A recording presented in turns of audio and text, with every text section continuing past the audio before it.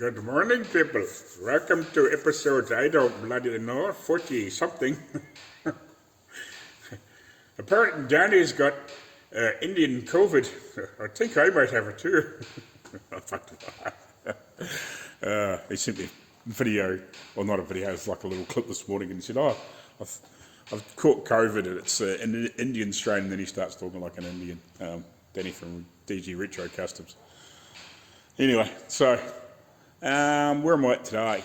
I've had a little bit of a clean up in here. Well, not really a clean up, I just had a bit of a straighten up on the bench and hung the spanners up on the wall and everything, and just had a little bit more bench space, so I wasn't, well, not really any more bench space, but just wasn't quite cluttering up so much. What am I doing? I'm still playing around with this front end stuff. We've got to find some more of those, or these. Oh, carburetor's back. I only just dropped that back in, so I must have run them, so they got the shaft and everything all made and set up, all ready to go, so that's cool. And new bushes in it and all those sorts of things, that's sweet. It should be good. I'll have to go back through my old footage and just to reassemble it and make sure it's right. So hopefully that'll be good. If we have any problems when we start running the engine, we'll have to look a little bit deeper. But everything else looks okay to me.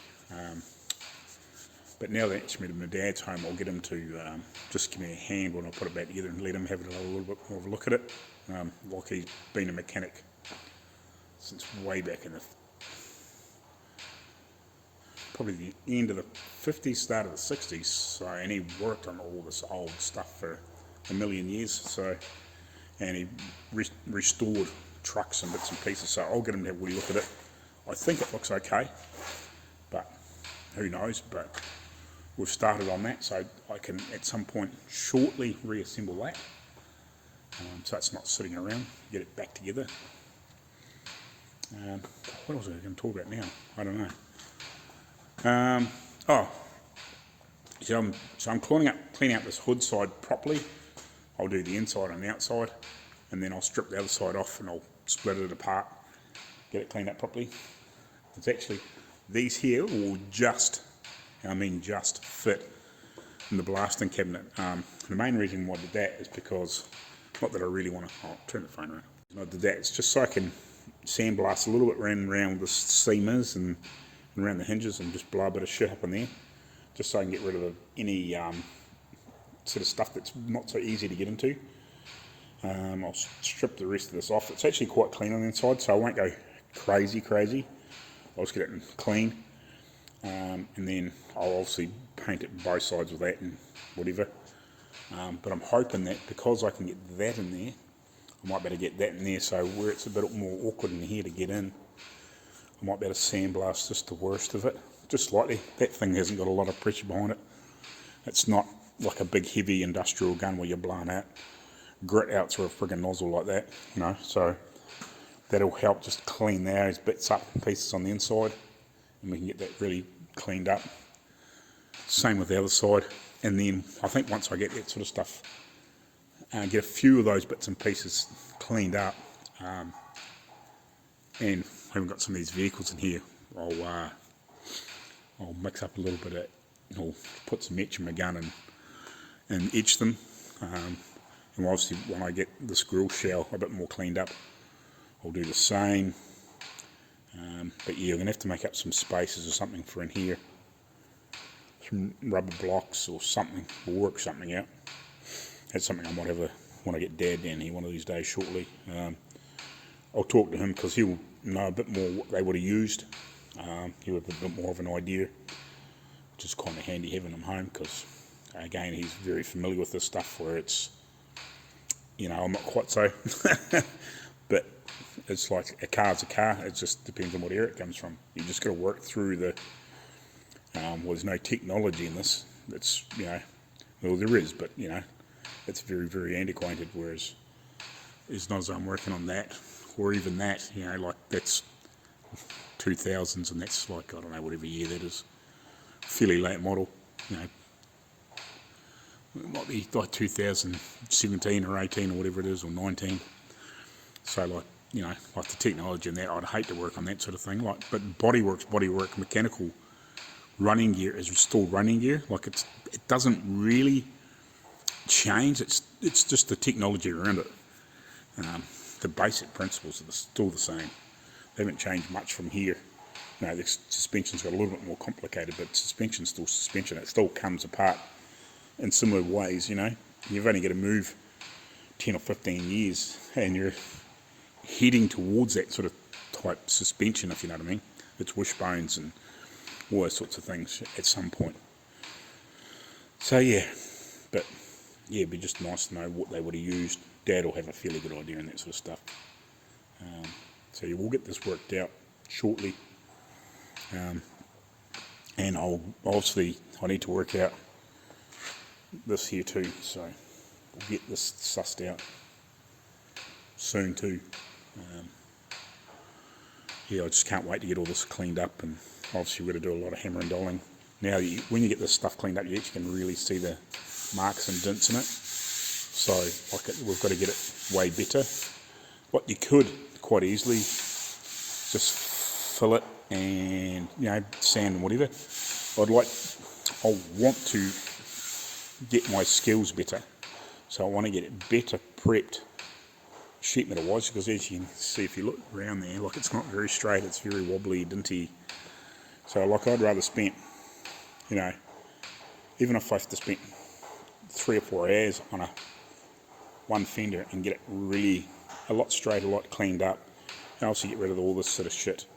You know, like you could just, at the end of the day, you could just get it, just clean it and start swiping body filler on it at this point. But now if you spend another 3 or 4 hours or whatever, you know, or even a day on it and get it really, really nice, then you get having a way less crap on there to crack or damage or whatever later on down the track, you know, with body flex and all that sort of stuff. You know, if it's too thick or you're trying to hide things, well, you end up with problems.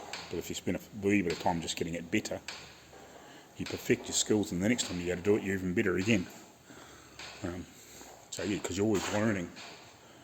It's like that English wheel. It's like these here, I might just roll them through the engine so they just sit a little bit more tighter. I'll do both sides. It probably just in this section, I'll run it through once or twice more just to put a little bit more tighter curve on it, so this just pulls in that little bit. But I'll get these cleaned up. I'll see if that'll fit in that cabinet, because this did just, and that hopefully will too. And then I can clean up the inside. I'll run over it with the wire brush and all that sort of stuff first, get rid of the worst of it, and whatever's sort of left in those, what do you want to call those things? The vents. Yeah, a little bit of sandblast just to last a little bit of it, and then obviously paint it with that stuff, and that'll neutralise anything that's left, which is cool. Right, we'll carry on.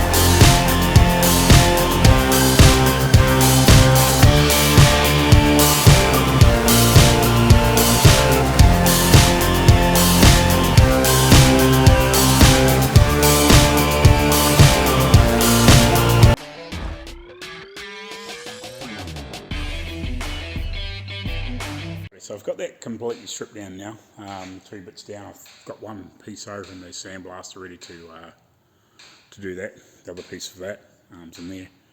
I've run over that with a wire brush. I'll pull that hinge apart properly eventually, and obviously clean up the rod that goes through the centre, make sure it's nice and free and clean. I'll just wipe these down. I actually just about need to get a some way of getting some water over here, because there's no actual water here, which is a bit of a pain.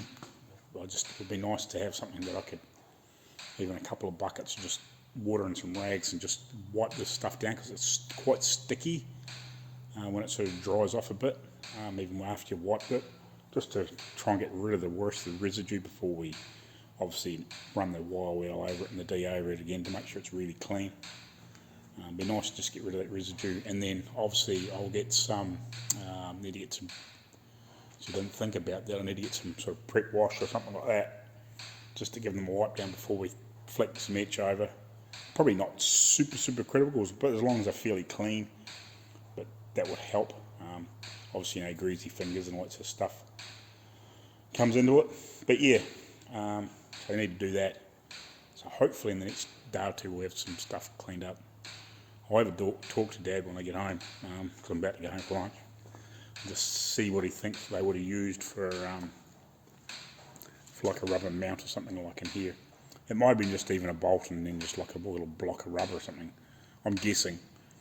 So a bit of a yarn to him and see what he thinks there. But anyway, I'll go have some lunch and we'll see you back after here.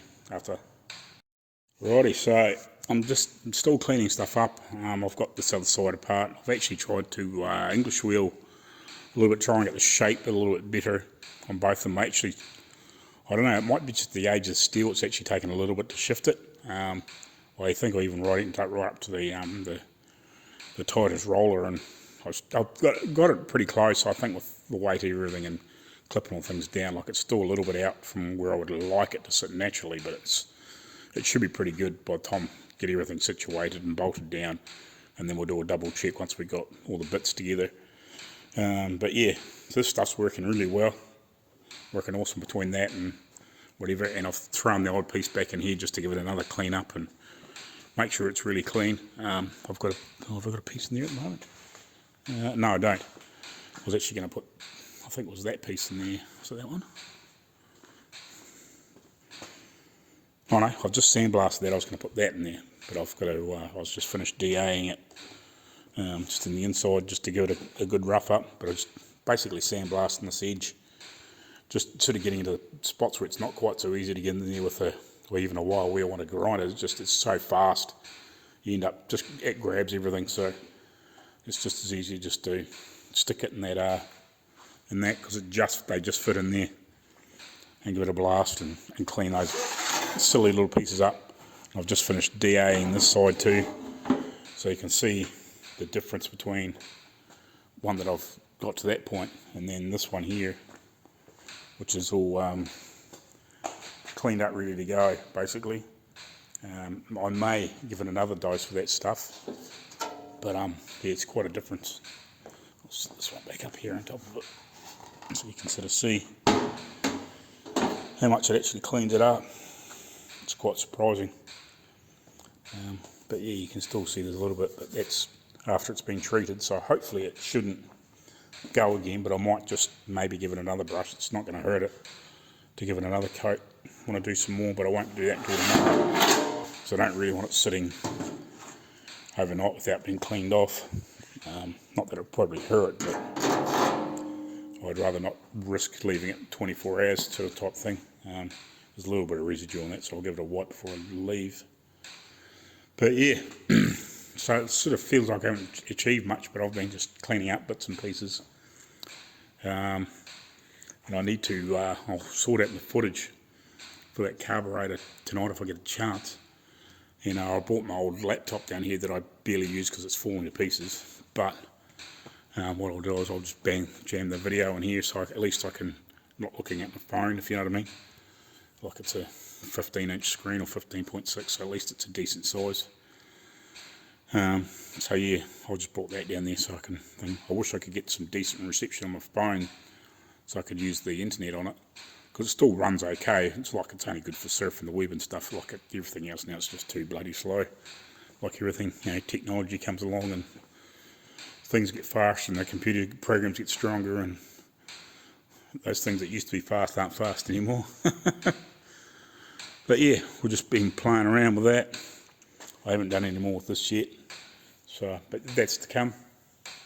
So yeah, hopefully tomorrow we'll, you know, it's just one step at a time. We'll get closer and closer and closer.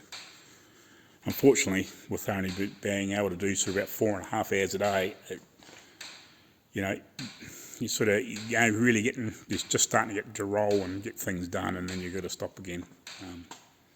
So it's a bit unfortunate, but that's just the way things are going to be at the moment. If I get a chance to come back here and I can do 8 or 10 hours a day, I will. But at the moment, I don't have that option. So, but that's cool. But yeah, man, that's a hell of a difference from that to that. And that was just a quick wire brush, and I think I DA'd that and then painted that shit on and cleaned it off. So it's a freaking night and day difference. So it will come up. Alrighty guys, we'll catch you later on. I need to get out of here. See us. Morning guys. So welcome back again to second part of, it might be second part of 45, I think it is. I'm in the midst of doing some editing. I tried to upload a video last night, but for some reason when I woke up this morning it was only at 10%, which didn't make any sense, but so I just cancelled it. I'll try again tonight with the last video. I've sort of just finished getting organised. I finished editing it last night and I was trying to get it up. But yeah, I don't know why it didn't load for some freaking reason, or got to 10% and stopped, or something happened when I was asleep. But so I'm in the midst of still cleaning up these hood sides and bits and pieces. I'll just turn the camera around and show you what I'm sort of at. So these ones here are off the far side of the vehicle. So this is basically first treatment, first side with that friggin' rust remover. These here I've done once and I've cleaned them up. I've actually got the other one, this actual side back in the sandblasting thing, just to try and get the crap out of, like the residue and stuff of this stuff out of in the fins. I think this is all cleaned up, sort of ready to go. I might give it another DA or whatever. I might even do another coat of that stuff, I'm not sure yet, because you can sort of still see the rust on there. I don't know whether I just need to hit it a bit harder and leave it a bit longer or something. I think it should be alright, but I might just hit it one more time, just to have another go, if you know what I mean. See if I can get it a bit cleaner. Yeah, I've got this in here, just so I can try and get rid of the residue out of the fins, and then I'll flip it up over the way and just make sure I get it nice and clean, obviously, and then wire brush it and DA it again. Haven't really done anything else on here. I'm hoping between these things I might even have a go at this front piece today, because I sort of need to get all these pieces on here and fitting so I can get this bolted down. I still haven't worked out exactly what I'm doing there yet, but yeah, I don't know. I actually forgot to ask Dad. Dad actually came here yesterday for a few minutes before I had to go. He popped in, I don't know, it was about 2 o'clock or something like that, so I sort of forgot to ask him what would be in here. And they're away later on this morning, I think, for a day or two. So yeah, I need to work out what I'm doing there, but I think if we can get it all sitting together and get it close, then I can still get the holes drilled in there as long as I know where they need to be. But yeah, I need to reshape that front panel. It's just not right. I think what I'm going to do, I'm not 100% sure on what I'm going to do yet, but I think my plan is maybe slice it through here and take a little wedge out of here or something like that. Just work out, obviously, how much I want that to be not touching that. But I think like if I can get it like my little finger in there or something like that, that should be enough clearance. Not as though this springs are going to be flexing side to side a huge amount, but like, you know, a finger gap, or my big finger, one of my other bigger fingers gap in there, say like half an inch or so. So you get your finger in there half an inch or so, it should be enough. And hopefully I can just slice it and then re-weld it and dress it up. So yeah, it's cool. And I think I've been doing a little bit of inquiries because these freaking roll-lock discs over here are just a pain in the ass to get. And the ones I was getting off eBay were freaking like doubled or triple in price. But these ones here that he got were $4.75 each, which is just ludicrous price. Yeah, so which is just ludicrous price. Unfortunately, it's actually from E. Hayes and Sons here, which is the home of the world's fastest Indian. They've actually got the bike. Like I know there's one in America that's just got like it's one of his frames that he built, but it's not the original motor, and it's not the, is it one of the original, the original frame? I'm not sure if it's the original frame, but it's definitely the original motor from his 22 bike, or 1920 or 22 bike, whatever it was. So yeah, it's still the original crankcases. But yeah, these were just stupid price. And I did some inquiries yesterday because the ones off eBay that I was getting for like, I think it was like 50 for like 25 bucks, are now 50 for like $65. It's a freaking stupid amount of money. But I think I can get them here from another place. But I think I can actually order them online and get them delivered for about $1.50 each, which is pretty, that's a damn sight better than $4.75.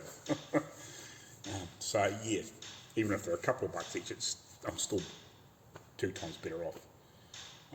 It's still not cheap, but at least they're coming in from a local supplier, and I'm not really paying any more than what I am for the stuff from eBay. And I can get them straight away within reason, a couple of days and they're here, instead of with eBay stuff it's coming from overseas, so it could take 3 weeks to bloody get them. I've only got a few of these left, decent ones. I think I got one of these and a few of those orange ones that are new, and when I want to get into some of that detailing work. Look, it's all good using an angle grinder and the flappy discs and all that sort of stuff, but if you want to get into just that little detail when you're doing this sort of stuff, like these are really, really good. Like these flappy discs are good, but I find that if you're trying to just clean up that last little piece, they can be a bit aggressive, and all of a sudden your steel's too thin. Whereas these here, if you're just running across it lightly, you can do a little bit more fine detail work. Not that you want to be using lots of them, but in that nitty gritty stuff that's just a little bit finicky, yeah, it's just they're good because you can do that little detail work with them. But yeah, so I'll carry on here. I'll get the other side sandblasted, let these sit for half an hour or so, hopefully get them cleaned up, and then I'll flip them over to the other sides. And then once they're done, I want to redo that other top for this side. But yeah, I might pull that cowl bottom, it's not cowl, it's like a balance, whatever it is, off, and have a look at that and just work out what I want to do. I might, actually with it sitting there, I might do some measurements and just see where things are sitting, and yeah, work out how much I want to change each side, because I'll pull that other side in too, because I can barely get my finger in there, you know what I mean? Like I'd like a bit more on it too, so it needs to come in a little bit, and that other side needs to come in a lot. So yeah, I think I'll just cut it and just gently bring it in, and yeah, all those sorts of things. But anyway, I'll get that off and I'll bring you back shortly. Righty, boys and girls, so I'm going to attack this thing. So I've taken some measurements, figured out a few things. Okay, so one, between the springs is 335 millimeters, and between the bolts that stick out and touch this is 595 millimeters. Between these pieces, if you can read that, is 590 millimeters. So no wonder it touches. So it's in way too far. Well, it sticks way out too far, I should say. So you're between the end of this and the end of this is 595. Now I could like whack the end off those bolts, but it's still not going to really fix any fitment issues. So the other thing is, where's me angle finder? So this isn't sitting quite dead down true on the table. Hold on, I might just stick you on the tripod so I can show you a bit easier, so I'm not holding this in my hand. Alright, come on. Play ball, stupid phone. Right, somewhere about there. So, before I go, like,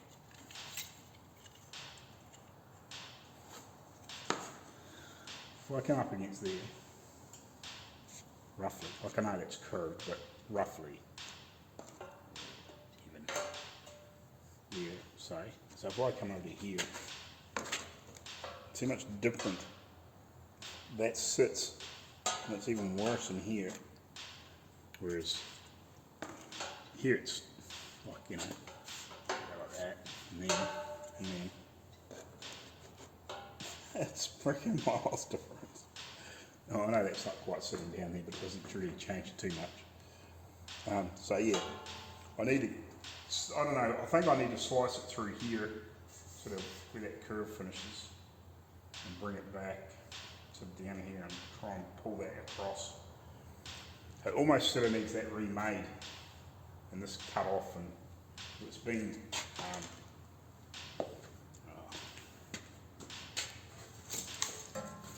made, and this has been welded on this piece, so it's almost like this needs to be remade, but I'll try and modify it. If it doesn't work, I'll remake it, because I haven't really got something here to shape this properly, if you know what I mean.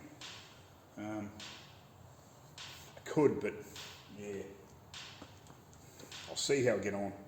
It's like there's too much material in between here and here, you know what I mean? Like this radius is too small, or it's not big enough or something like that, and they've got too much material in there, so it needs pulled in and shrunken in. So I wonder if I need to actually split it from here and cut a bit of material out and then pull these 2 points together, and that would help pull it across maybe. I might just send a message to Arco if I can get hold of him quickly, just to see what he thinks. But yeah, basically what I want is from where this touches on the back side, I've got about 3/4 of an inch on this side and a little bit more than that on that side. I'd like to open that gap out, or between the spring and where this touches. Yeah, it's about 3/4 of an inch on this side, and it's a bit more than that on that side. I'd like to widen it out to, well, not quite 1.5 inches on both sides. So I want to bring this side over a little bit too, so it's got a little bit more clearance than what it's got, and bring this over a heap. So yeah, it needs to move up quite a lot here. So I might, I'll have a talk to Arco and just see what he would do. I'll briefly explain it on the video, but yeah. No, I need to alter this so it's right, because it's just, unfortunately when they've made it, they haven't gone there and just double checked it. They've sort of made that shape and then welded it together, probably in a rush I suppose, and they just haven't realised it fits like shit, unfortunately. And it's not something that I would be happy with. So if I can alter it and make it better, I will, but I may have to remake it. But yeah, we'll get back to you shortly. when I figure out exactly how I'm going to attack this.